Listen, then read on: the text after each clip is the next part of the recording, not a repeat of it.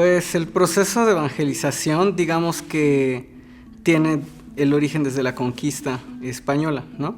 Sin embargo, la cuestión vino posterior al altiplano central, a la del altiplano central.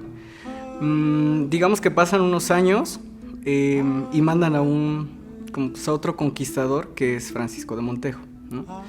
Con él ya viene todo lo que es el franciscanismo. O sea, la evangelización la conquista tiene dos vertientes, una militar y estratégica y la otra es más de religión. En este video analizaremos de qué manera se manejan los conceptos de texto, contexto y subtexto. En esta versión audiovisual hablaremos de la siguiente pieza musical. Para entender de mejor manera es necesario explicar lo que es texto, contexto y subtexto. Texto es un conjunto coherente de enunciados orales o escrito cuyo componente principal es la palabra. Contexto es el marco de referencia de lo anterior, es decir, las circunstancias, el entorno o el momento en el que se dice algo. Subtexto es lo que se nos dice explícitamente en el texto porque se sobreentiende. Rincón Yucateco es una canción del álbum de Porter que representa la llegada de los españoles y el periodo de colonización, una época de imposición en el cual vemos el inicio y casi final de toda una cultura. Dentro de estos recursos podemos analizar la primera parte del subtexto, ya que a lo largo del video vemos la representación de los villanos de esta historia, un grupo de franciscanos que llegan a la península de Yucatán con la intención de evangelizar a todo el pueblo. Conforme va avanzando el video podemos encontrar algo relacionado con el contexto, lo cual es una notoria imposición de la religión por parte de un grupo con aspecto terrorífico. Las cadenas y los personajes amarrados mientras caminan hacia su destino nos dejan ver la opresión que representa la evangelización. A lo largo de la secuencia perteneciente al subtexto podemos observar a gente de rodillas, las cuales generan una sensación de respeto-miedo hacia los evangelizadores. Se nos expone la voz de una civilización sometida, preguntándose ¿qué más me pides amar? Que de rodillas llegue a la villa. ¿Qué más me pides amar? Que de rodillas llegue a la villa. Enlazando de esta manera el texto con el subtexto, refiriéndose al cambio de cultura, al camino a la villa y alude a los nuevos templos. Memorizar para no pensar que habrá la villa, que habrá la herida.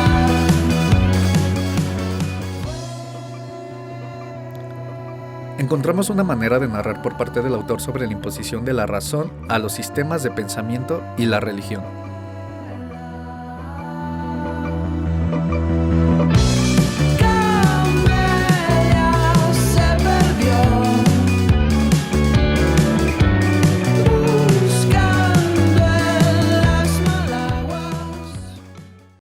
Las malaguas son unas medusas ubicadas en el estado de Yucatán que representan un peligro para las aguas y que en este caso hacen referencia a los conquistadores, quienes son un mal para la cultura.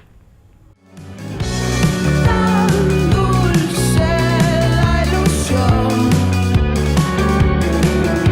de alguna vez tocarlas.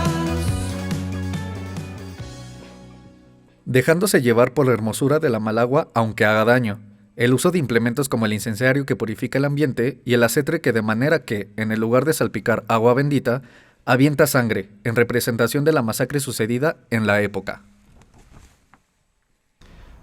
El siguiente fragmento de la canción menciona una actividad común dentro de los rituales mexicas. Ahí se paró su corazón, se ha fundido con las piedras del color de un caracol, se confunde con arena. Hablando en específico sobre la extracción del corazón, dejándolo al sol sobre la piedra hasta llegar a una tonalidad púrpura, en la siguiente parte de la canción logramos escuchar una metáfora refiriéndose a cómo los lograron sucumbir. Ahí también me perdí yo, con el brillo de las perlas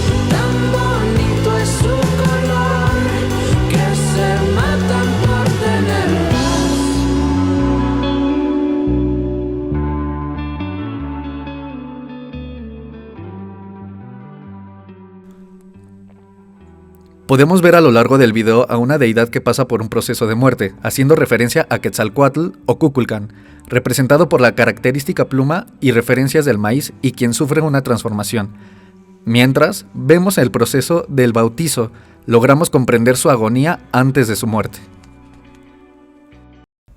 Notamos en la letra una repetición del nombre Camelia, cuyo significado alude a la belleza de las tradiciones que hacen ofrenda hacia sus dioses.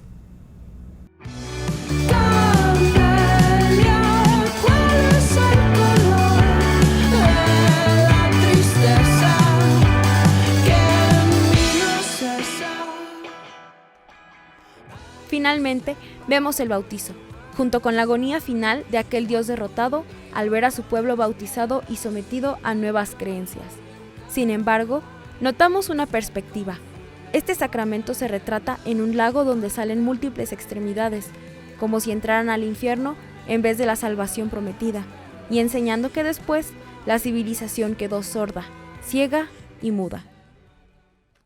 De alguna manera la implementación o suplantación de dioses fue, creo que, una de las estrategias importantes, o más que estrategias, pues lo entiendo que es como actos o qué pasa después de la evangelización.